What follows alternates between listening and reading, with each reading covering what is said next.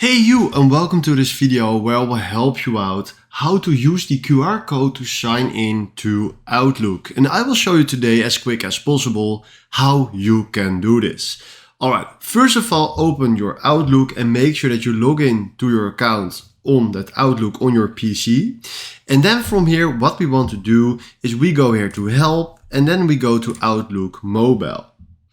Then right now I'm also recording my screen on iPhone and I show you exactly what you need to do, because right now we click here on Add Account and then from here skip, and then we can click on sign in using the QR code on your PC, scan QR code, and now we are scanning the QR code, and then right now we write down this code right here, verify.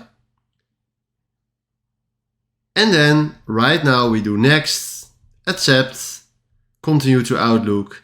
And right now we just logged in on our iPhone or phone with the QR code. So this is exactly how this works. Hopefully this was the video where I was looking for. Thanks for watching and have a wonderful day. Ciao.